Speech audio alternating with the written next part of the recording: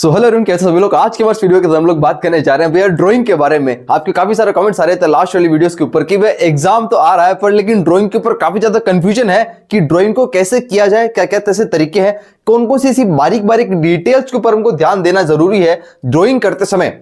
क्योंकि एक्चुअली में क्या है ना भैया, प्रैक्टिस तो हम लोग कर रहे हैं, जैसा आपने कहा था लास्ट वाली वीडियोस के अंदर और पीछे स्ट्रेटेजी वाली वीडियोस के अंदर भी अपन ने बात की थी कि आपको ड्राइंग के अंदर डेली के 2 क्वेश्चन प्रैक्टिस करने हैं और बस प्रैक्टिस ही सबसे ज्यादा इंपॉर्टेंट है ड्राइंग के अंदर, और ज्यादा प्रैक्टिस ही मैटर करेगी। रोजाना के अंदर अगर आप 2 से 3 क्वेश्चन प्रैक्टिस कर रहे हो और टाइम लिमिट के अंदर कर रहे हो, 1 घंटे के अंदर अगर आप 2 क्वेश्चन प्रैक्टिस कर रहे हो तो डेफिनेटली बात है एग्जाम के अंदर भी आप उस चीज को अचीव कर लोगे, ठीक है। पर लेकिन क्वेश्चन को अटेम्प्ट करते समय हमको मार्क्स भी अच्छे चाहिए, तो भैया उसके लिए कौन कौन सी बातें हमको ध्यान में रखनी है। अगर पेंसिल से शेडिंग करते समय, स्केचिंग वगैरह और कलर फिल करते समय क्या क्या चीजें हैं, जैसे 2D और 3D कंपोजिशन जो है, बाकी जितनी भी चीजें हैं, तो इन सब चीजों के अंदर कुछ कुछ चीजों का कुछ बातों का हमको ध्यान रखना है, वही आज की वीडियो में डिस्कस करने वाले, ठीक है। अच्छा, वीडियो में आगे बढ़ने से पहले आपको एक छोटी सी इंफॉर्मेशन और कि अपना नया टेलीग्राम का ग्रुप मैंने बना दिया है, उसका लिंक मैंने आपको नीचे डिस्क्रिप्शन के अंदर डाल रखा है, जाकर चेक कर लेना और अपने टेलीग्राम चैनल के ऊपर, ग्रुप के ऊपर ज्वाइन हो जाना, ताकि वहां पर जो है आपको पीडीएफ वगैरह बाकी सब चीजें मिलती रहेगी। और ड्राइंग के लिए भी मेरे बहुत सारे प्रीवियस क्वेश्चन जो है उसकी पीडीएफ बनाकर मैं अपने टेलीग्राम चैनल के ऊपर ग्रुप पे डाल दूंगा, तो जरूर आप चाहिए वहां पर आपको मटेरियल और प्रीवियस क्वेश्चन मिलते रहेंगे, राइट। और बाकी मैथ्स के भी जो अपने हैंडरिटन नोट्स वगैरह है वो भी पीडीएफ वगैरह में वहां पर अपलोड कर दूंगा, और कुछ कुछ मैंने कर भी दिए, राइट। बाकी बढ़ते हैं आगे और शुरुआत करते हैं इसके अंदर, राइट। वीडियो में देना लास्ट तक बने रहना, काफी कुछ आपको सीखने को मिलेगा, और आप चाहो तो कॉपी और पेन निकाल के चीजों को लिख भी सकते हो और चीजों को समझ सकते हो कि कैसे कि हमको कुछ स्टेप्स जो है फॉलो करनी है, ठीक है ना। देखो, पहले मैं बात करूंगा, जब भी यार अपन देखो टाइप्स ऑफ क्वेश्चंस, शायद हम पहले वाली वीडियो में बात कर चुके थे कि हम जब एग्जाम के अंदर बात कर रहे हैं कि भैया कौन कौन से टाइप ऑफ क्वेश्चंस आते हैं, तो ये तो शायद आपको पता होगा। पहले तो बात करते जो तो प्रपोर्शन वाले क्वेश्चंस हमारे पास एग्जाम में आते हैं, ठीक है। आपने अगर प्रीवियस क्वेश्चन देखे हो तो प्रपोर्शन वाले क्वेश्चन आते हैं, जहां पर आपको कोई भी इमेज दी होती है कंप्यूटर स्क्रीन के ऊपर, उसके प्रपोर्शन आपको ड्राइंग बनानी होती है। एक हमारे पास क्या है, मेमोरी ड्राइंग वाले क्वेश्चन आते हैं, राइट। मेमोरी ड्राइंग वाले क्वेश्चंस आते हैं, राइट, जो कि आपको क्वेश्चन दिया होगा, कोई भी सीन या फिर कोई फेस्टिवल हो गया, कोई गार्डन हो गया, कोई क्लासरूम हो गया, तो उसका आपको एक मेमोरी ड्राइंग क्रिएट करनी होती है सोचकर, राइट। नेक्स्ट हमारे पास एक सबसे ज्यादा ये चीज पूछी जाती है, नेक्स्ट हमारे पास होता है क्या, कंपोजिशन वाले क्वेश्चन। जैसे अब की बार तो नाटक के अंदर ड्राइंग आ चुकी है, खैर नाटक की भी हम बात नहीं कर रहे पर लेकिन नाटक के अंदर भी कुछ कंपोजिशन वाले चीजें ही आने वाली, ठीक है ना। कंपोजिशन के अंदर सेम 2 चीज होती है, एक तो क्या 2D हो गया और एक कौन सा हो गया 3D कंपोजिशन हो गया। अब कंपोजिशन के अंदर 1 और 2 बेसिक टाइप हो जाते हैं। फॉर एग्जांपल मैंने बोला आपको, उसने बोला कंपोजिशन आपको बनाना है, पर लेकिन आपको उसमें क्या करना है, कुछ रेंडरिंग करनी है। रेंडरिंग कह सकते हैं, रेंडरिंग मतलब हो गया क्या, कुछ कुछ आपको जो है शेडिंग करनी है, मतलब रेंडरिंग मतलब क्या है, शेडिंग करनी है, कलर नहीं भरना है। पहला टाइप हो सकता है। सेकंड टाइप हो सकता है कि आपको कलर भी उसके अंदर फिल करना है, या फिर शेडिंग वगैरह नहीं करनी, ओनली कलर के हिसाब से आपको उसको जमाना है। तो ये टाइप्स ऑफ हो सकता है। और कंपोजिशन के अंदर 3D अगर बोलेगा, 3D के अंदर आपके साथ कलर करवा सकता है, रेंडरिंग करवा सकता है, ऐसे करके कुछ कुछ चीज यहाँ पर बन सकती है। ये मैक्सिमम टाइप्स है। उसके अलावा एक पोर्ट्रेट ड्राइंग भी होता है, number 4th, that is portrait drawing. पर पोर्ट्रेट इतना ज्यादा पूछा नहीं जाता है, और आता तो भी और में एग्जाम में आता है, पोर्ट्रेट चीज बनाने के काफी ज्यादा टाइम लगता है। आधे से 1 घंटे के अंदर एक पोर्ट्रेट भी अच्छा शायद नहीं बन सकता, तो इसमें थोड़ा टाइम टेकिंग चीज है, तो ये क्वेश्चन थोड़े कम ही आते हैं, राइट। तो ये कुछ मेनली टाइप रहते हैं। चलो हम बात करते हैं कि सबसे पहली जो नंबर चीज आ रही है, नंबर 1 चीज, वो मैं बात करता हूँ, वो आपके सामने वो है पेंसिल के अंदर हम ध्यान रखना है कि हमको एक मार्केट के अंदर है ना टाइप ऑफ पेंसिल्स आती है। क्या आती है? टाइप ऑफ पेंसिल आती है। तो हमको थोड़ी पेंसिल भी थोड़ी सोच समझकर काम में लेनी। हो सकता है आप में से काफी सारे स्टूडेंट्स होंगे जो कि पेंसिल को देखकर काम में लेते हैं कि कौन सी टाइप की पेंसिल हमको कौन सी शेडिंग में यूज करनी है। होती है अलग अलग शेड करने के लिए कंपोजिशन के अंदर टाइप्स ऑफ ड्राइंग पेंसिल्स आती है मार्केट के अंदर, जो हम नॉर्मल पेंसिल यूज करते हैं क्लासरूम के अंदर या फिर कुछ चीज लिखने के लिए, उन पेंसिल से थोड़ी सी हटकर होती है। तो इस सैंपल के लिए मैंने आपके पेंसिल रख रखी, देखो पेंसिल के मेरे पास बॉक्स है, इससे मैं भी काम में लेता हूँ। कॉलेज के अंदर आओगे आप काम में लोगे, इससे एक बॉक्स आता है, इसके अंदर टाइप्स ऑफ पेंसिल आती है, इस पर लिखा होता है HB, B, 2B, 4B, 6B, ऐसा करके आपने सुना होगा। पेंसिल्स के टाइप होते हैं, मतलब कि जितना ज्यादा H का मतलब होता है ज्यादा लाइट वाली पेंसिल होगी, और B का मतलब होता है थोड़ी सी डार्क वाली पेंसिल होगी। तो मैंने पेंसिल के से लिखे हुए टाइप, तो ये अप्सरा की पेंसिल है। आप बहुत सारी और मार्केट में पेंसिल आती है, इससे लिखा हुआ, यहाँ पर लिखा होता है ये B वाली सीरीज की पेंसिल है। इसमें सब पेंसिल दो सैंपल में आती है, तो ये काफी एक अगर आप इसका बॉक्स खरीद दो जिसमें सब मिक्स आती है, तो ये काफी सही रहेगा। 4B वाली पेंसिल भी इसमें, कोई 2H वाली है, कोई HB वाली पेंसिल है, ठीक है। इस टाइप से पेंसिल आपको क्या है मिल जाती है। लेट्स से एक बार लिख देता हूँ मैं कौन कौन से टाइप से रहती है। जनरली जो काम में आती है हमको, थोड़ा अगर देखें तो एक 4H हो गया हमारे पास, राइट।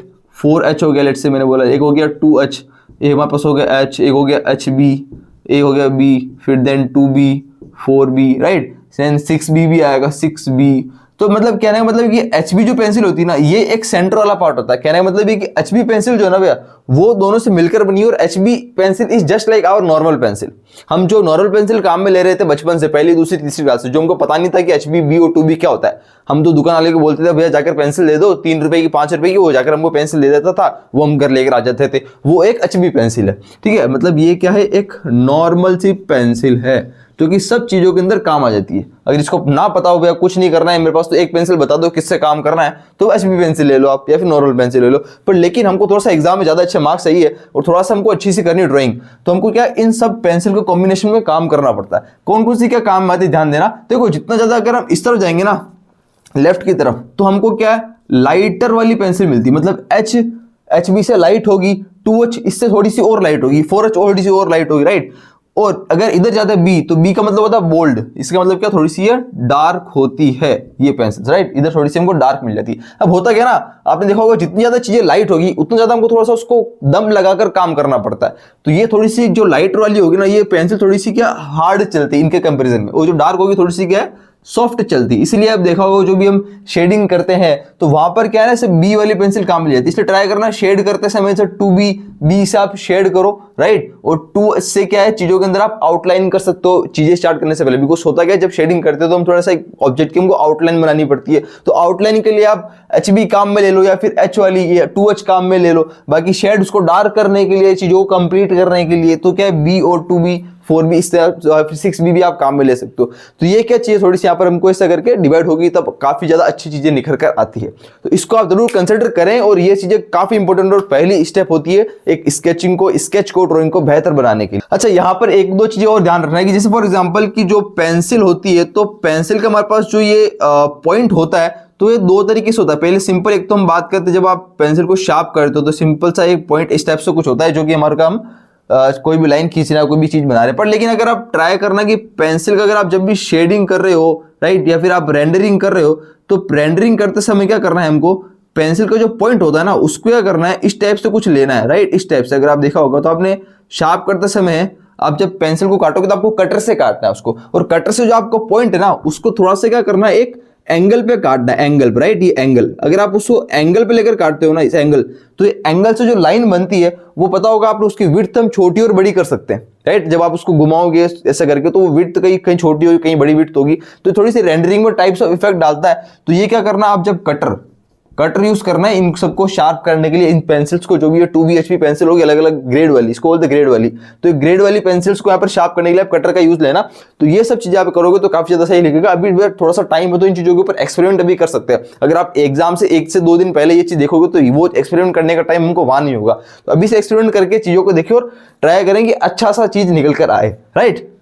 यहां तक की तो भाई बात जो है क्लियर है। आप किसी भी दुकान वाले को जाकर बोलोगे तो आपको इस टाइप की पेंसिल का एक बॉक्स दे देगा, और हमको थोड़ा सा इसको लेकर ट्राई करना है, ठीक है। एक दो कुछ चीजें हैं जो हमको ध्यान रखनी होती है कि जब भी हमारी पेंसिल होती है ना, लेट्स से मैंने बोला कि आपकी जो ये पेंसिल है, ये पेंसिल के अंदर क्या होता है, जब भी हम पेंसिल पकड़ कर कोई चीज ड्राइंग वगैरह को बना रहे हैं तो इसमें क्या कुछ ऐसे रूल्स होते हैं, कुछ गाइडलाइंस होती है, राइट। कह सकता हूँ क्या, कुछ क्या होती है, कुछ गाइडलाइंस होती है जो हमको ध्यान में रखनी है ताकि हमारा रिजल्ट जो अच्छा निकल रहा है। जब आप पेंसिल जैसे हम पकड़ रहे हैं, राइट, जैसे मैंने पेन पकड़ रखा है, तो अब जब पेन पकड़ रखा है तो ट्राई करना, ये पेन हम पेंसिल मान लेना कि लेट्स से पेंसिल है, तो इसको हमको जो पॉइंट है ना, इससे कुछ अप्रोक्सीमेटली 4 से 5 सेंटीमीटर ऊपर से पकड़ना है। जब भी हम ऐसा कुछ स्केच या शेडिंग वगैरह कर रहे हैं तो हमको 4 से 5 सेंटीमीटर ऊपर से पकड़ के इस चीज को करना है। इससे ज्यादा अच्छी चीजें निकल कर आती है। अभी डिपेंड करता है पर्सन के ऊपर, किसी को आदत नहीं होगी तो हो सकता है कोई 3 सेंटीमीटर से पकड़ेगा, कोई 6 सेंटीमीटर से पकड़ेगा। तो एक बेसिकली क्या रहता है कि गाइडलाइन के अनुसार 4 से 5 सेंटीमीटर, यहां से पॉइंट से लेकर 4 से 5 सेंटीमीटर तक अगर आप पकड़ कर काम करते हो तो शायद क्या चीज आपको अच्छी खासी रिजल्ट देखने को मिलते हैं। तो ये थोड़ा सा आप ट्राई कर सकते हो। एक और यहाँ पर नंबर स्टार के साथ एक और गाइडलाइन यहाँ पर होती है, कुछ एंगल की होती है। फॉर एग्जाम्पल लेट्स आपके ये प्लेन है पेपर का, ठीक है ना, ये पेपर प्लेन, उसके बाद जब पेंसिल जो आपकी आप टच हो रही है आपकी यहाँ पर, इसके ऊपर कहाँ पर, ये पेंसिल जो आपकी ये जो टच हो रही है यहाँ पेपर को, ये लाइन जो खींच रहा है, जब पेंसिल ये आपको स्ट्रेट लाइन खींचते हो ना, स्ट्रेट लाइन खींचते हो तो उस समय जानना कि आपको जो एंगल होगा ये पेंसिल का सेंट्रल एक्सिस एंगल, ये अप्रोक्सीमेटली 55 डिग्री के आसपास होना चाहिए एवरेज, ठीक है। अगर पता कैसे चलेगा 55 पे क्या एंगल, ध्यान रखना कि अप्रोक्सीमेटली मैं बात कर रहा हूँ तो ये कुछ 60 डिग्री होगा, तो कुछ 40 मतलब 50 या 60 डिग्री के आसपास ऐसा कुछ रख सकते हो जब भी आप स्ट्रेट लाइन खींच रहे हो। और इसी के साथ बात कर रहा हूँ जब भी आप यहाँ पर क्या कोई कर्व लाइन खींचते हो उस समय क्या करना है आपको, जो ये एंगल होगा, ये एंगल अप्रोक्सीमेटली ज़्यादा नहीं होगा, अप्रोक्सीमेटली 35 डिग्री अप्रोक्सीमेटली होगा, राइट। कितना होगा, 35 डिग्री आसपास, मतलब कि कुछ 40 डिग्री या 30 डिग्री के आसपास मान लो, एवरेज मैंने 35 ले लिया, राइट। तो ये कुछ एंगल आपको ध्यान रखना है, अगर आप थोड़ा सा कर सकते हो तो, अदरवाइज जो नॉर्मल एयर हो तो चलेगा ही। अच्छा, एक बहुत इंपॉर्टेंट चीज आती है यहाँ पर कि जब भी आप है ना कोई पेंसिल्स को, मतलब कि लेट्स से मैंने बोला कि आप जब पेंसिल को ढककर आप जब ड्राइंग बना रहे हो इसके ऊपर, तो ट्राई करना कि पेंसिल जब आप कोई लाइन खींचते हो तो लाइन खींचते समय पेंसिल को रोटेट करते से बहुत जरूरी है। लेट्स से आपको जो पॉइंट है ना, लेट्स से मैंने बोला कि ये तो मार्कर है, तो मार्कर का तो पॉइंट है जो वो सेम ही रहेगा, यहाँ तो इंक निकल के रहेगा, तो ये कोई पॉइंट मतलब रफ नहीं होगा, ये जो है जैसा रहेगा। पर लेकिन जब पेंसिल होगी तो पेंसिल का जो पॉइंट होता है, जितने भी हम लाइन खींचते तो कुछ कुछ जगह से जो है आपको जो पॉइंट है कभी कभी थोड़ा थोड़ा घिस जाता है, कहीं से पतला हो जाता है, कहीं से मोटा हो जाता है, काम करते करते समय लाइन खींचते। तो ट्राई करना कि यार इस पॉइंट को एकदम शार्प ही रहे, उसलिए क्या करना, आप जब भी लाइन खींचोगे ना ये लाइन, तो उस समय क्या करना है, सब पेन को या फिर इसे पेंसिल को घुमाते, रोटेट करते करते लाइन खींचना, रोटेट करते करते लाइन खींचना, रोटेट करते करते लाइन खींचना, राइट। स्ट्रेट लाइन रोटेट करते करते खींचना। रोटेट करने से क्या होगा ना, आपको जो पॉइंट है वो सब तरफ सेम लेवल से उसके ऊपर प्रेशर पड़ेगा, तो कहीं से पतला या मोटा नहीं होगा, जो उसका एक्चुअल वो है राउंड, वो राउंड का राउंड ही रहेगा सब जगह से। अगर आप थोड़ा थोड़ा घुमाते लाइन खींचोगे, लेट्स से कोई आपकी स्केल है, राइट, तो इसे ऐसा घुमाते खींचना है। समझ पा रहे हो मैं क्या कहना चाह रहा हूँ, घुमाते आपको खींचनी है चीजों को। कभी भी आप स्केल से कोई ऑब्जेक्ट की कोई ड्रॉ कर रहे हो तो उसकी आउटलाइन ऐसे घुमाते खींचनी है आपको, राइट। स्ट्रेट नहीं, एकदम घुमाते खींचनी है, राइट। समझ गए होंगे आप क्या कहना चाह रहा हूं मैं। तो इस चीजों का काफी आपको इफेक्ट पड़ता है, और काफी चीजें जो आपकी एक ओवरऑल, जब आप छोटी छोटी बारीकों पे ध्यान देते हो ना, तो आपका ओवरऑल रिजल्ट काफी अच्छा निकल कर आता है। कहने का मतलब ये, आपकी ड्राइंग स्किल भी इतनी भी ज्यादा अच्छी नहीं है, पर लेकिन आपने बारीकों के ऊपर ज्यादा काम किया, डिटेलिंग के ऊपर अच्छा फोकस किया है। वैसे मैं आपको जो मैंने पिछले साल वीडियोस वगैरह कितने सारे बनाई थी स्टूडेंट्स को, उसको हमेशा कहता था कि आपकी इसकी ड्राइंग अच्छी नहीं है ना, लग रहा है कि भाई ड्राइंग अच्छी नहीं है, मजा नहीं आ रहा, पर तो आप छोटी छोटी ये जो ना डिटेलिंग्स, इसके अंदर कोई भी ऐसा नहीं कि आपको ज्यादा कुछ मास्टर होना पड़ेगा इन चीजों के अंदर, नहीं, इन चीजों में बस ये ध्यान रखने वाली चीज है। तो आप क्या करो, डिटेलिंग के ऊपर फोकस करो, ध्यान रखो कि कौन कौन सी चीजें इंपॉर्टेंट है, तो आपकी ओवरऑल जो रिजल्ट है वो काफी अच्छा एक प्रोडक्ट निकल कर आ जाएगा, और आपको स्केच जो काफी अच्छा बनेगा। अच्छा, एक दो चीजें यहाँ पर और है वो ध्यान रखना कि लेट्स से कोई भी आप कोई फिगर बना रहे हो, लेट्स से मैंने बोला आपको सर्कल बना रहे हो, तो इस सर्कल बनाने से पहले आप क्या करना, एक सेंटर बना लो, और सेंटर बनाने के साथ कुछ एक एक्सिस भी बना लो। लेट्स से मैंने बोला कि आपने बोला कि एक्स एक्सिस बना ली भैया, और यहाँ पर एक क्या कर, एक वाई एक्सिस बना ली, तो एक्स एक्सिस और वाई एक्सिस बनाने के बाद क्या करो, आप सेंटर बनाओ या फिर सर्कल बनाओ। तो उसके बाद क्या, सर्कल थोड़ा सा एकदम अच्छा सा निकल कर आएगा, और थोड़ा सा जब फ्री हैंड ड्राइंग या कुछ भी कर रहे हो तो उससे पहले आपको पता चल जाएगा कि इसकी कितनी रेडियस होगी या कितनी डायमीटर के साथ मुझे सर्कल खींचना है, तो आपको फिगर जो है ना, ऐसा फ्री हैंड वाले फिगर तो ये काफी अच्छे निकल कर आएंगे, राइट। तो ये थोड़ा सा आप सेंटर और एक्सिस वगैरह बना करने का थोड़ा सा काम अच्छे से करते रहें, ठीक है। लेट्स से मैंने बोला कि आप कोई सिलेंडर ड्रॉ कर रहे हो, तो क्या अगर आपने एक कोई ले लिया और यहाँ पर कोई एक्सिस वगैरह ड्रॉ कर ली, यहाँ ये कुछ एक्सिस वगैरह उससे कुछ रहने वाली है, उसके बाद क्या अगर आपने इसके हिसाब से जो है यहाँ कुछ ऐसा कुछ एक्सिस वगैरह बना ली, देन आपने अगर सिलेंडर वगैरह ड्रॉ किया, राइट, तो ये चीजें क्या है काफी ज्यादा जो है इफेक्ट पड़ती है। इस टाइप से करके कुछ हम ध्यान रखेंगे। तो आप क्या करो कि एक्सिस का ध्यान रखना, थोड़ा सा एक्स एक्सिस वाई एक्सिस थोड़ा सा एक्सिस ड्रॉ करके काम करेंगे तो काफी अच्छे रिजल्ट हमको मिल सकते हैं। अच्छा, एक चीज यहाँ पर ध्यान रखना कि कभी कभी क्या होता है ना, हम लोग हमारे जो ऑब्जेक्ट हम बना तो रहे हैं भैया, पर लेकिन क्या होता है कभी कभी हमारे ऑब्जेक्ट ही अच्छे नहीं होते। मतलब कि यार जैसे फॉर एग्जांपल के लिए मैंने बोला कि आपको बनाना है कोण, अब किसी ने कोण बना तो दिया है, पर लेकिन कोण एक्चुअली में ऐसा होता है, अब किसी ने कोण को ही मतलब यहाँ ऊपर से ऐसा कॉर्नर की जगह ना करके इसको ऐसा राउंड करके बना दिया है, तो वो कोण नहीं होगा, राइट। तो कोण एक्चुअली के अंदर आपको जो चीजें हैं वैसा दिखना भी जरूरी है, जो एक्चुअल फॉर्म है ऑब्जेक्ट की, वो ध्यान रखना है कि कोण के अंदर कैसा क्या होगा, यहाँ से कहाँ से कॉर्नर दिखेगा, कहाँ से राउंड आएगा, हर चीज आपको पता होनी चाहिए। कोण का टॉप व्यू अगर मैं देखूं तो सिंपल कुछ नहीं दिखेगा, यहाँ पर ये दिखेगा राउंड और यहाँ पर ऐसा पॉइंट दिखेगा, ठीक है, तो टॉप व्यू ऐसा होगा। तो हमको हर चीज पता होनी चाहिए कि कौन सा कैसा गया। अब सिलेंडर की बात करूं तो टॉप व्यू तो वो एक सर्कल ही दिखने वाला है, ठीक है। तो आपको हर एक का साइड व्यू टॉप व्यू पता होना चाहिए, बिकॉज ये आपके जो हमारे पास ये कंपोजिशन वाले क्वेश्चन है उसके अंदर जो फिगर आपको देगा उसके अंदर आपको फिगर को अलग अलग रोटेशन करके घुमा घुमा के रखना पड़ेगा,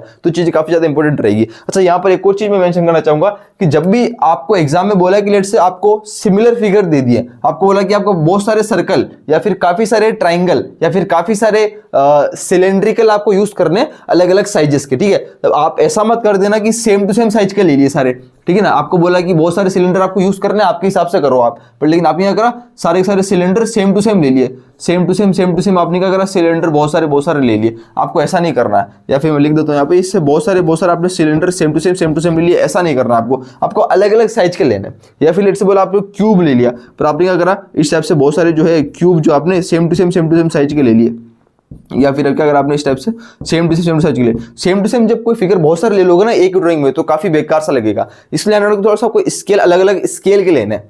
कोई फिगर आपने एक इसे ऐसा लिया छोटा, तो एक क्या अगर आपने थोड़ा सा बड़ा सा फिगर ले लिया, मतलब अकॉर्डिंग टू आपको पेपर में कितना आ रहा है उस हिसाब से 4 से 5 फिगर आपने सिमिलर टाइप के ले रहे हो, तो अलग अलग साइजेस के लो और ट्राई करो उन अलग अलग साइजेस के फिगर को भी अलग अलग डायरेक्शन में रोटेट कर दो, तो थोड़ा सा और विजुअली अपीलिंग इफेक्ट आ जाता है। ठीक है, जैसे आपने इसको भी इस डायरेक्शन में किया है, तो दूसरा जो होगा वो थोड़ा सा इस टाइप से कुछ आप रोटेट करके रख सकते हो, राइट। इस टाइप से कुछ आप रोटेट करके चीजों को रख सकते हो, ऐसा करके, राइट।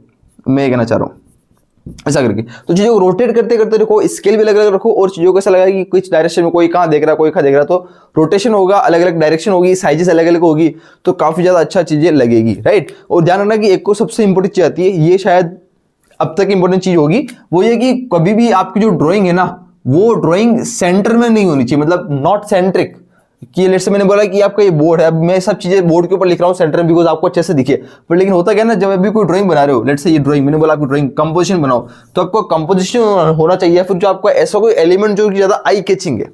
एक ड्राइंग के अंदर कोई कभी कभी एक आई कैचिंग एलिमेंट होता है जो सबसे पहले दिखता है ड्राइंग में, राइट। तो जो सबसे पहले होगा ना आई कैचिंग वाला एलिमेंट, वो बिल्कुल सेंटर में ना आ जाए, ये बिल्कुल सेंटर में ना आ जाए, मतलब वो आसपास होना चाहिए, यहाँ हो थोड़ा, वो थोड़ा यहाँ हो थोड़ा, यहाँ फिर यहाँ, ऐसा कहीं भी आसपास ऐसा कुछ होना चाहिए जहां पर बाकी चीजें भी अच्छी एक फिट हो जाए। बिकॉज अगर आपने जो आई कैचिंग वाला एलिमेंट है वो सेंटर में डाल दिया, तो शायद उतनी ज्यादा अच्छा फीलिंग नहीं आएगी। एक बार आप खुद सोच के देखो, जो आई कैचिंग वाला एलिमेंट है ना, वो ऑलरेडी वैसे दिखेगा, अगर आप उसको सेंटर में नहीं रखोगे, अगर आप थोड़ा सा साइड में रखते हो ना, थोड़ा सा किसका के, तो भी वो दिखेगा। पर लेकिन अगर आप सेंटर में रख दोगे तो ओनली वही दिखेगा, बाकी चीजें नहीं दिखेगी। अगर आप थोड़ा सा साइड में रखोगे ना, मतलब थोड़ा सा आसपास, तो वो तो दिखेगा, पर लेकिन बाकी चीजों के साथ साथ वो बाकी चीजों को भी दिखाएगा और वो खुद भी दिखेगा, तो एक अच्छी सी इमेज बन जाएगी। कहने का मतलब है, इसको जरूर ट्राई करना। हो सकता है वर्ड में ना आ रहा हो, पर लेकिन इसको ट्राई करोगे तो काफी ज्यादा कुछ चीज आपको सीखने को मिलेगी, तो ये एक अच्छा पॉइंट आपके लिए हो सकता है। एक यहाँ पर ध्यान रखना कि जैसे मैंने बोला कि मेमोरी ड्राइंग वाले जो क्वेश्चन है, राइट, ये मेमोरी ड्राइंग वाले क्वेश्चन है, ये मेमोरी ड्राइंग वाले क्वेश्चन को करने के लिए एक ट्रिक होती है, जैसे इसके लिए मैं अलग से वीडियो बनाऊंगा, जिसको कैसे अपन मेमोरी ड्राइंग वाले क्वेश्चन को इजीली और आराम से सोचकर, या फिर जल्दी सोचे भी सही और टाइम के अंदर सोचकर अपन जल्दी से अच्छा सा काम भी कर सकते हैं। इसके ऊपर अलग से वीडियो में बात कर लेंगे, पर लेकिन जनरली जो है फ्री हैंड के अंदर ही आता है, राइट। जितने भी हम फ्री हैंड वाले क्वेश्चन करते हैं ना, फ्री हैंड वाले, तो फ्री हैंड वाले क्वेश्चन के अंदर मेमोरी ड्राइंग वाले क्वेश्चन पूछे जाते हैं। इसके अंदर जनरली इससे बोला है को लेट्स से कोई गार्डन है, एक तो आप कोई गार्डन में जाते हो, सोसाइटी पार्क होता है, उसका आप व्यू बना दो, आप वहाँ खड़े हो तो आप गार्डन में कैसे क्या बच्चे खेल रहे हो उसका व्यू बना दो, या फिर आप क्लासरूम के अंदर क्लास के पीछे खड़े हो, उसके बाद आपको पीछे से क्लास कैसी दिख रही है तो वो आप बना दो। इस टाइप से क्या छोटे मोटे आते हैं। फिर कोई फेस्टिवल है, काइट फेस्टिवल है ना, काइट वगैरह उड़ रही है, या फिर कोई दिवाली है, होली फेस्टिवल है, तो इस वाले चीजें क्या मेमोरी ड्राइंग के अंदर आती है। तो ट्राई करना मेमोरी ड्राइंग के लिए आप थोड़ा सा लाइव स्केचिंग करो। ये जो मेमोरी ड्राइंग के लिए जो प्रैक्टिस है ना, वो मांगती है लाइव स्केचिंग, ठीक है। तो ट्राई करना आपको क्या करो, लाइव स्केचिंग किया करो यार, घर के अंदर जब भी फ्री वगैरह हो ना, मतलब कि कोई काम नहीं है आज, ऐसा लग रहा है कि आधे 1 घंटे 15-20 मिनट फ्री है, तो लाइव स्केचिंग करने बैठो, कहीं भी घर के बाहर या कहीं भी बालकनी में चले जाओ, ऊपर टेरेस पे चले जाओ, या फिर कोई फैमिली के साथ जाकर बैठ जाओ, उसके बाद लाइव स्केचिंग करो, दूसरों को देखकर स्केच बनाओ, तो काफी ज्यादा अच्छा रहेगा। और ये मेमोरी ड्राइंग की चीजें ऐसी ज्यादा निखार आएगा आपकी प्रैक्टिस के अंदर, ठीक है। तो 1-2 इंपॉर्टेंट चीज और वो है अपन डिस्कस करते हैं, और आगे क्या कहना चाह रहा हूँ देखो आप, बहुत इंपॉर्टेंट चीजें। आज की वीडियो जो है काफी ज्यादा इंपॉर्टेंट है, और आने वाले हो सकता है इसके बाद और वीडियो जो है काफी ज्यादा इंपॉर्टेंट आपको देखने को मिलेगी। देखो अब मैं क्या कहना चाह रहा हूँ वो देखो आप, कि मैं कहना चाह रहा हूं कि भाई जो कोई भी ऑब्जेक्ट है ना, उसमें एक टाइप आता है, वो क्या, लाइट सोर्स। एक क्वेश्चन के अंदर हो सकता है कि आपको एक बोला हो कि आप कोई भी कोई 3D कंपोजिशन बना रहे हो, या फिर 2D, let's say 3D composition के अंदर ही आएगा, आपको बोला कि एक लाइट सोर्स आ रहा पास में से, या फिर आप जब शेडिंग कर रहे हो तो आपको कोई लाइट इफेक्ट डालना है, तो लाइट सोर्स जब भी आता है तो इसके थोड़ा सा अच्छे से ध्यान रखना। क्या, जैसे फॉर एग्जांपल मैंने बोला कि लाइट सोर्स जब भी एक तरफ से होगा, लाइट सोर्स कभी बहुत सारे लाइट सोर्स नहीं हो सकते, हमेशा एक तरफ से लाइट आ रही होगी, या फिर ऊपर से आपकी राइट से आ रही है, आपके लेफ्ट से आप लाइट इफेक्ट डाल रहे हो, कहीं से भी डाल रहे हो, लाइट जो इफेक्ट होगा वो एक तरफ से होगा, 2 तरफ से 3 तरफ से कभी नहीं हो सकता, ठीक है ना। लेट्स से मैंने बोला कि आपको लाइट जो इफेक्ट है वो यहां से आ रहा है, ठीक है ना।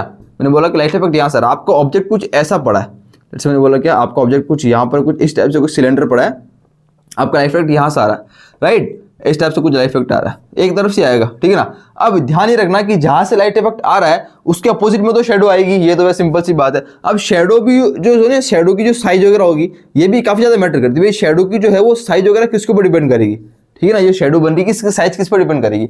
अब साइड जो होगी वो जानना ना कि डिपेंड करेगी आपका ये जो लाइट का सोर्स है वो कहाँ आप बता रहे हो, वहां पर काफी इंपॉर्टेंट चीज है। अगर आप इस जो लाइट सोर्स है अगर आप उसको यहाँ बता रहे हो नीचे की तरफ, तो ये शेडो होगी वो थोड़ी सी लंबी जाएगी। अगर आप उसको यहाँ बता रहे हो ऊपर की तरफ, ये अगर नीचे बता रहे हो तो लंबी जाएगी। अगर आप इसको ऊपर की तरफ बता रहे हो तो वो थोड़ी सी छोटी बनेगी, बिकॉज जो लाइट सोर्स है वो यहाँ आएगा तो शेडो यहाँ तक ही बनेगी।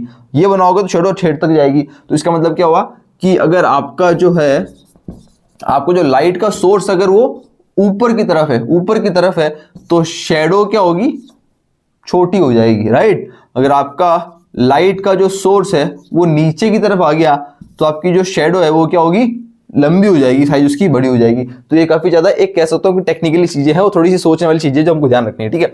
अच्छा, इसमें एक दो चीजें जानना कि जहां से लाइट आएगी तो वो जो फेस होगा ना, वो फेस थोड़ा सा लाइट दिखेगा। हमको ये ना कर दे कि ये वाला फेस तो हमने डार्क कर दिया, ये लाइट कर दिया, नहीं, लाइट यहाँ से आ रही तो ये वाला फेस क्या होगा, ये वाला जो फेस होगा पूरा ये क्या होगा, थोड़ा सा लाइट शेड होगा इसमें, और जो ये वाला फेस है वो क्या होगा, डार्क शेड होगा। एक और इंपॉर्टेंट चीज, लाइट यहां से आ रही, आपने एक से ज्यादा बहुत सारे ऑब्जेक्ट रख रखे, आपने सिलेंडर के साथ यहाँ पर आपने एक क्यूब या फिर क्यूबॉइड कुछ भी आपने रख रखा है, लेट से ही रख रखा है क्यूब या क्यूबॉइड, राइट। इस टाइप से आपने कोई यहाँ पर एक रख रखा है ऑब्जेक्ट फिगर, बहुत सारे फिगर रख रखे 5-6, जाना ना कि उसमें सबका लाइट इफेक्ट पड़ेगा, तो वहां पर भी सेम रूल फॉलो होगा। और सबका जो फेस, ये इधर वाला फेस, इसका ये वाला जो फेस होगा ये फेस लाइट होगा, और ये वाला फेस क्या होगा, डार्क होगा।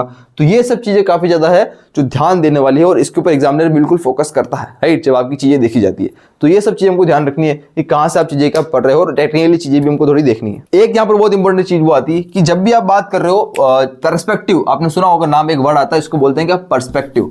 पर्सपेक्टिव मतलब क्या था, देखो मैंने बोला क्या, पर्सपेक्टिव मतलब क्या होता है कि लेट्स से कोई भी आप जब मैंने बोला कि आप जब एक रोड, एक सड़क अंदर जा रही है बिल्कुल सामने, या फिर आप क्लासरूम पे खड़े हो, मेमोरी ड्राइंग की बात की तो आप क्लासरूम में पीछे खड़े होकर देख रहे हो क्लास को, तो सब बच्चों जो आपको जो सबसे दूर होगी ना जो चीज, वो हमको छोटी दिखाई देती, राइट। तो आप लेट्स से यहाँ पर जो है खड़े हो, पर लेकिन आप लेट्स से कोई एक रोड यहाँ से जा रही है इस टाइप से करके, जो रोड है वो जैसे जैसे आपके पास आएगी थोड़ी सी वो क्या होगी, बड़ी दिखेगी, और जो दूर होगी ना वो सबसे छोटी चीज दिखती, राइट। यहाँ पर लेट्स से कोई लाइट है तो लाइट का पोल होगा वो यहाँ पर वाला सबसे ज्यादा बड़ा दिखेगा, उसके बाद आपके थोड़ा सा आगे जाके छोटा होता जाएगा ऐसा करके, ठीक है ना।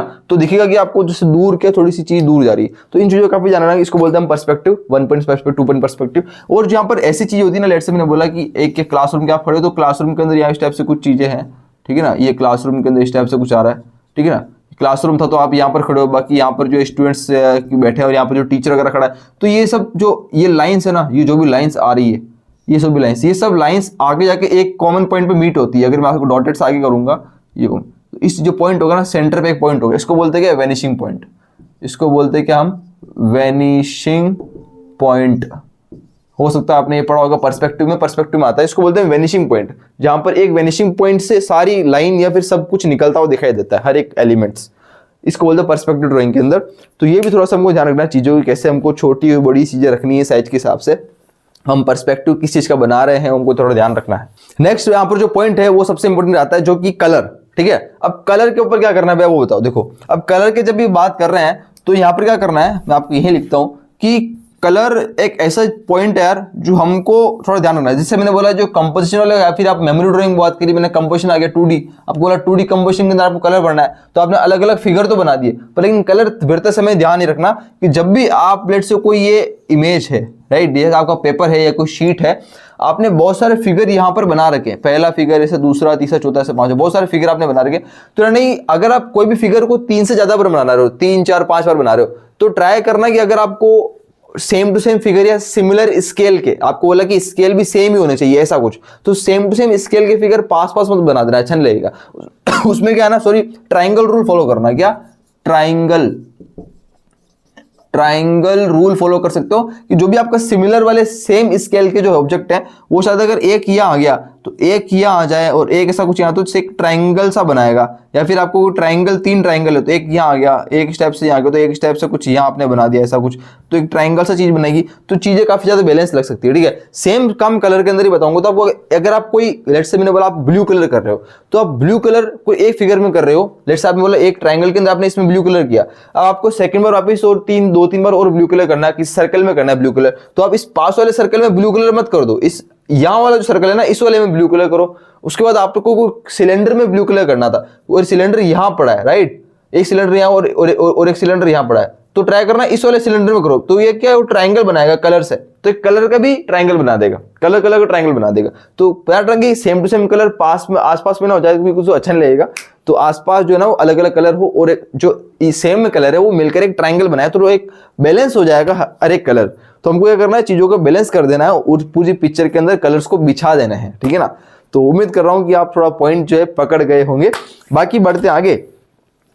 अब जानना कि यहाँ पर कलर में एक दो चीजें और आती है, इसको हम कहते हैं वार्म कलर। आपने कलर थ्योरी पढ़ी होगी, अगर आपने देखा हो, कलर थ्योरी एक टॉपिक है जो कि इसमें कलर के बारे में पढ़ा जाता है, हमने जेई के अंदर भी सिलेबस में भी है, राइट। मैं आपको बता दूंगा, उसमें क्लास लेके अपन जो लाइव सेशन चल रहे हैं नाइट वाले, उसके अंदर अपन डिस्कस कर लेंगे। तो कलर थ्योरी के अंदर क्या करना पड़ता है, सुनो।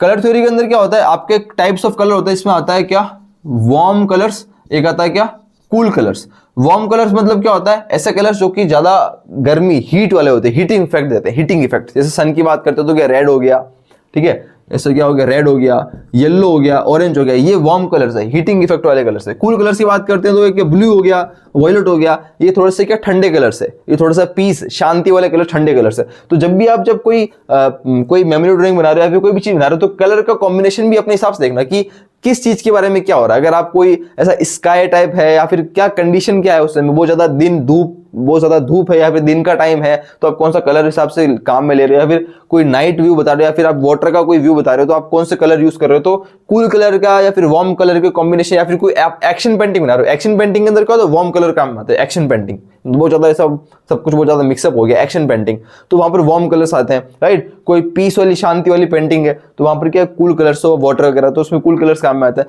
तो थोड़ा कलर कॉम्बिनेशन का हमको ध्यान रखना है कि हम किस कलर कॉम्बिनेशन को यूज कर रहे हैं, तो उससे काफी ज्यादा क्या चीजों के ऊपर इफेक्ट पड़ता है, और आपकी जो है फाइनल प्रोडक्ट जो है वो अच्छा कराता है। उस हिसाब से हमको थोड़ा सा ये ध्यान रखना है, ठीक है ना। अच्छा, इसमें एक और आता है, वो ध्यान रखें कि primary, secondary and tertiary colour इसमें होता है कलर थ्योरी के अंदर ही। तो कुल कलर थ्योरी के अंदर क्या है, हमने कलर थ्योरी पढ़ तो ली, पर लेकिन कलर थ्योरी का एक्चुअल जो प्रैक्टिकल यूज होगा ना, वो आपको ड्राइंग स्किल में पता चलेगा कि आपकी ड्राइंग स्किल के अंदर कितना एक्चुअल में यूज हो रहा है कलर थ्योरी का। वो यहाँ पता चलेगा कि प्राइमरी, सेकेंडरी कलर का, वार्म कलर, कूल कलर्स का आप कितना यूज ले रहे हो, नहीं ले रहे हो, तो वो एक्चुअली में पूरी कहानी आपको यहाँ से पता चलेगी। तो प्रैक्टिकल यूज क्या होगा आपको यहाँ हो गया। इसलिए करो, कलर थ्योरी जो आप पढ़ी आपने, पर लेकिन प्रैक्टिकल यूज जो आप अभी से प्रैक्टिस के अंदर ही, स्केचिंग और यहाँ पर ड्राइंग के अंदर ही करते जाओ। तो जो प्राइमरी कलर्स है, सेकेंडरी कलर्स है, टर्शियरी कलर्स है, इसको अच्छे से देखो कि ये कैसे चीजें होती है। अच्छा, एक दो चीजें और है कि कलर के अंदर भी ध्यान रखना है कैसे क्या चीजें करनी है। जब भी आप कोई कलर कर रहे हो, तो कलर, लेट से मैंने बोला एक फिगर ले लिया, लेट से ये ले लेते हैं अपन, सिलेंडर बना हुआ है, इस सिलेंडर के अंदर मैंने आपको कोई, लेट से आप बोला कि कलर भरो। अब कलर भरते समय चीजों को ध्यान रखना कि भाई जब भी कलर भरोगे, तो जब आप इस डायरेक्शन में कलर भर रहे हो तो इसी में ही चलते रहे वापस, कभी ऐसा नहीं कभी यहाँ ऐसा कर दिया तो बाकी कुछ बच्चे में जगह में ऐसा कर दिया, भाई कुछ के अंदर कुछ ऐसा कलर कर दिया, तो अलग अलग टाइप का कलर कितना बेकार सा लग रहा है। देखो, जो सेम कलर करो तो डायरेक्शन सेम चलने देना, ताकि आप सिमिलर थोड़ा सा एक यूनिफॉर्मिटी आए कलर में। और सेकंड चीज कि कलर के अंदर कहीं डार्क और कहीं लाइट टोन ना आ जाए, जब तक कोई आप लाइटिंग इफेक्ट ना डाल रहे हो। लेट्स से कोई लाइटिंग इफेक्ट डाल रहे हो तो उसके अंदर तो आप वैसे शेडिंग में काम करोगे, ठीक है, पर लेकिन जब आप कलर के अंदर काम करोगे तो थोड़ा यूनिफॉर्म रखना कलर को, मतलब जहां से आपका थोड़ा डार्क कलर हो रहा है या फिर कहीं से लाइट, ऐसा ना हो जाए, जो यूनिफॉर्म रखना कलर को, जो जहां से है जैसा है सब जगह फील होगा वो, ठीक है ना। कलर थोड़ा सी यूनिफॉर्मिटी आ जाएगी कलर के अंदर, राइट। और आप चाहो तो कुछ आउटलाइन भी कर सकते हो कलर से टाइप, कुछ डार्क आउटलाइन थोड़ा सा अच्छे से बता सकते हो फिगर को, कहीं कहीं जहाँ जरूरत पड़ती है। भाई कलर को थोड़ी सी यूनिफॉर्मिटी बनाए रखना कलर के अंदर, और डायरेक्शन थोड़ा सेंस जो वो थोड़ा सा डायरेक्शन सेंस थोड़ा सा ही रखना कि एक तरफ ही हो, डायरेक्शन ज्यादा अलग अलग डायरेक्शन ना हो जाए कलर्स की, तो ये थोड़ा सा ध्यान रखना कलर्स का, ठीक है। बाकी यहाँ पर एक दो चीजें और है कि जैसे आप कोई भी कलर वगैरह देख रहे हो, तो कलर के अंदर जब भी कोई पर्टिकुलर ऐसी चीज आ गई जहां पर आपका एक कलर थोड़ा ज्यादा डोमिनेंट इफेक्ट डाल रहा है, फॉर एग्जाम्पल मैंने बोला आप कोई गार्डन बना रहे हो, या फिर आप कोई लैंडस्केपिंग कर रहे हो, आप कोई पिक्चर आपने बनाई, कोई स्केच बना रहे हो, या फिर जहां पर बहुत ज्यादा क्या है लैंडस्केपिंग है। लैंडस्केपिंग मतलब क्या होता है, जहां पर बहुत ज्यादा ग्रीन एरिया है, तो वहां पर आपको ज्यादा ग्रीन एरिया ही दिखा है, आपको ऐसा गार्डन बना रहा है फिर ऐसे, तो वहां पर क्या ग्रीन कलर ज्यादा आ जाएगा। तो ट्राई करना जो आप कलर से ज्यादा डोमिनेंट कलर है ना, जो ज्यादा कलर यूज हो रहा है, वो कितना 60%, 70%, इससे ऊपर नहीं होगा, मतलब पूरे ओवरऑल कलर का। सारे के सारे कलर का 60% तक 70% तक आ जाएगा डोमिनेंट कलर, बाकी दूसरे कलर भी थोड़े बहुत आना जरूरी है, ठीक है ना। एक कलर से सब कुछ नहीं हो जाएगा, या फिर जो कलर आना चाहिए वो आएगा इतना, तो 60-70% तो जा सकता है, ठीक है ना। और बाकी जो मैं ऑलरेडी पहले बात कर चुके थे कि आपकी जो पर्सपेक्टिव या फिर आप जो ये वाला जो बना रहे हो कॉम्बिनेशन, इसके अंदर आप कोई सेम फिगर आपको दे दिया तो उसको हमको थोड़ा सा स्केल वगैरह रखना है, और सेम फिगर को आपको मैंने बनाया कोई सिलेंडर तो आसपास सेम टू सेम सिलेंडर सब पास नहीं रख देना, थोड़ा सा दूर दूर ट्राइंगल रूल फॉलो करना इन चीजों के अंदर, फिगर में कलर्स के अंदर ही आप बताया था मैंने आपको। अच्छा, एक दो चीज आ रखना कि जब भी आप ये चीज बनाते हो तो इसके अंदर बस ध्यान रखना कि आपको थोड़ी एसिमेट्री आए, मतलब पूरे जो ऑल ओवर स्केच के अंदर या फिर ऑल ओवर कंपोजिशन के अंदर जो कंपोजिशन आप बना रहे हो उस कंपोजिशन के अंदर एसिमेट्री आ जाए, मतलब कि सिमेट्री ना हो। मतलब कोई भी कंपोजिशन जो होता है ना वो सिमेट्रिकल कंपोजिशन कभी अच्छा नहीं लगता। मतलब कि आपने लेट से एक सिलेंडर आपने यहाँ बनाया था, उसके बाद आपने एक सिलेंडर यहाँ बना दिया, एक सिलेंडर यहाँ, एक सिलेंडर यहाँ और एक सिलेंडर यहाँ, तो उस बाकी आपने इस सिलेंडर से 4 सर्कल यहाँ बना दिए, इस टाइप से। तो सिमेट्री मत करना, मतलब कुछ कुछ यहाँ करना, कुछ यहाँ, तो थोड़ा जो फ्रेम को पूरी पिक्चर को एसिमेट्रिकल बनाना, मतलब कि एसिमेट्रिकल होनी चाहिए, तो कहीं छोटा कहीं बड़ा, कहीं अलग कलर कहीं अलग, तो कहीं से कुछ सा मतलब एसिमेट्रिकल सा होना चाहिए, सब अच्छा सा दिखता हो। सिमेट्रिकल चीज अच्छी शायद ही थोड़ी कम अच्छी लगती है एग्जामिनर्स को, तो एसिमेट्रिकल चीजें रखना ड्राइंग और स्केचिंग में, थोड़ा सा ध्यान रखना, ठीक है ना। कि एक और चीज आ रहा है कि एसिमेट्रिकल के चक्कर के अंदर भी कहीं भी हम स्पेस की गड़बड़ी ना कर दें, कहीं भी ज्यादा स्पेस ना छोड़ दें, उसको बोलते हैं नेगेटिव स्पेस, तो कहीं नेगेटिव स्पेस ज्यादा ना हो जाए, तो ध्यान रखना कि स्पेस को भी हम सही यूटिलाइज करें, या इन चीजों के अंदर स्पेस भी सही यूटिलाइज हो। कहीं पे ज्यादा स्पेस ऐसा लग रहा है कि कहीं पे खाली बिल्कुल छूट गया और कहीं पे बिल्कुल ऐसा सब जगह भर दिया, ऐसा भी होना चाहिए। थोड़ी स्पेस को भी हमको यूनिफॉर्मिटी, थोड़ा डिस्ट्रीब्यूशन भी सही करना है, चीजों का डिस्ट्रीब्यूशन भी सही हो, और हमको थोड़ा सा यूनिफॉर्मिटी भी रहे और एसिमेट्रिकल भी रहे चीजें। तो ये 3-4 चीजें काफी इंपॉर्टेंट हो जाती है। तो और ध्यान रखना है कि क्या हमारे जो एग्जाम में जो चीजों के अंदर क्या है, हमके पास एसिमेट्री भी रहे, चीजें एसिमेट्रिकल रहे, और उसमें क्या है यूनिफॉर्मिटी रहे। यूनिफॉर्मिटी इन टर्म्स ऑफ, मान लो आप figure in terms of colour वगैरह हो गया, ठीक है, अच्छा ट्राइंगल वगैरह हो गया, और चीजें का थोड़ी सी डिस्ट्रीब्यूट रहे सब तरफ, ठीक है ना, क्या रहे डिस्ट्रीब्यूटिव रहे चीजें, राइट, और नेगेटिव स्पेस ना रहे, तो लिख देता हूं क्या नो नेगेटिव स्पेस, ठीक है ना। बाकी यूनिफॉर्मिटी रहे चीजों के अंदर, थोड़ा सा डिस्ट्रीब्यूशन हो गया, यूनिफॉर्म डिस्ट्रीब्यूशन, एसिमेट्रिक रखना, ज्यादा सिमेट्रिकल मत कर देना, और स्केल प्रपोर्शन का यूज अच्छे से करना, ठीक है ना। क्या कह सकता हूं मैं, स्केल, मैंने बोला स्केल कर सकता हूं, या फिर क्या स्केल, या फिर क्या बोल सकता हूं मैं, प्रपोर्शन का यूज अच्छे से करना। तो स्केल प्रपोर्शन के बाद एक पॉइंट और आता है जिसको हम कहते हैं क्या कॉन्ट्रास्ट। यहाँ पर आपके अंदर क्या थोड़ा सा कॉन्ट्रास्ट भी अगर होता है तो ठीक है। कॉन्ट्रास्ट का मतलब जैसे अपन बात कर चुके थे कि जो भी आपका फिगर है तो उसमें स्केल थोड़ी ऊपर नीचे हो, मतलब कि कोई छोटा हो कोई बड़ा हो, या फिर कहने का मतलब कलर की बात करता हूं तो कलर कॉन्ट्रास्ट मतलब है कि कोई लाइट हो कोई डार्क हो, तो आप कहां पर कोई सेम कलर यूज भी कर सकते हो जिसका शेड लाइट हो कहीं डार्क हो, तो एक कॉन्ट्रास्ट इफेक्ट भी क्रिएट कर सकता है, कहीं लाइट हो कहीं डार्क वाला जो उसी का शेड आप यूज कर सकते हो। तो कहने का मतलब ये हो, राइट। तो ये कॉन्ट्रास्ट इफेक्ट भी हो गया जो आप डाल सकते हो, स्केल प्रोपोर्शनल हो गया। तो ये 4 से 5 पॉइंट है जो हमको ध्यान रखने हैं, और बाकी लगभग सब चीजें अपन कवर कर चुके हो। उम्मीद कर रहा हूं यार कि आपको जो है मोटा मोटा लगभग पूरा आइडिया लग चुका है कि आपको कैसे क्या है चीजों के अंदर सुधार करना है और कैसे आप चीजों को इंप्रूव कर सकते हो। देखो चीजें हमको पता ऑलरेडी है, पर लेकिन हमको इंप्रूव करना है और ध्यान इसको रखना है। मैं आपको ये नहीं कहूंगा कि आप यार आधे घंटे के अंदर अंदर आप इतनी ज्यादा डिटेलिंग के ऊपर काम करो कि आप, मैं डिटेलिंग से मेरा मतलब ये है कि आपको ये जो मेन पॉइंट्स है इसको ध्यान रखना बहुत जरूरी है कि ये मेन कौन से छोटे छोटे पॉइंट्स है जो हमको स्केच बनाते समय ड्राइंग बनाते समय ध्यान रखना जरूरी है भैया, ठीक है ना। ड्राइंग के अंदर एक बार जब ड्राइंग या स्केच पूरा बन जाता है उसके अंदर डिटेलिंग जब टाइम मिले तो आपको करना है, क्योंकि डिटेलिंग में तो टाइम लगता है। ड्राइंग को डिटेलिंग की बात कर रहा हूं मैं, उसको डिटेलिंग के अंदर करने में बहुत ज्यादा टाइम लगता है, राइट। तो उसके अंदर डिटेलिंग के अंदर टाइम लगता है, तो वो आप समय के हिसाब से देखें, आपको आधे घंटे के अंदर एक स्केच पूरा करना है, आधे घंटे के आसपास आपको 30 मिनट्स मिलेंगे स्केच के लिए, तो 30 मिनट्स के अंदर हमको काम करना, राइट। उसके अंदर एटलीस्ट हमको जो इंपॉर्टेंट चीजें वो हमको ध्यान रखनी है, सबके सब पॉइंट्स के ऊपर फोकस करना है, सबके सब पॉइंट्स कवर करना है, ठीक है ना। बाकी बस मिलते हैं अगली वीडियो में, और कोई डाउट्स आपको नीचे प्लीज कमेंट सेक्शन में कमेंट करना है। बाकी चैनल के ऊपर नए सब्सक्राइब जरूर से करना। बाकी अपने रोज जो डेली नाइट के लाइव सेशन वगैरह चल रहा है उसको जरूर आप ज्वाइन करें, राइट। उसके अंदर अपन कुछ प्रीवियस क्वेश्चन वगैरह सॉल्व कर रहे हैं मैथ्स के एंड एप्टीट्यूड के, जो काफी हमको हेल्प करेंगे आपके जेईई के फर्स्ट वाले अटेम्प्ट के लिए। बाकी किस टॉपिक के ऊपर वीडियो चाहिए वो भी नीचे बता सकते हो, चैनल के ऊपर नए सब्सक्राइब करके शेयर जरूर कर देना। मिलते हैं अगली वीडियो में। बाकी तब तक के लिए अपना और अपनों का ध्यान रखना, यस, बाकी अपने पर विश्वास रखना और कॉन्फिडेंस रखना। इतनी लंबी वीडियो के होने के बावजूद भी यार आपके साथ जो है खड़ा रहूंगा मैं, और आगे भी खड़े रहेंगे चाहे कितनी भी लंबी वीडियो हो, ठीक है ना। मिलते हैं अगली वीडियो में, तब तक के लिए bye bye, take care, thank you so much, बहुत बहुत धन्यवाद, खुश रहो यार, और भैया ऐसे मेहनत करते रहो, ठीक है ना। मिलते हैं अगली वीडियो में, बाय बाय।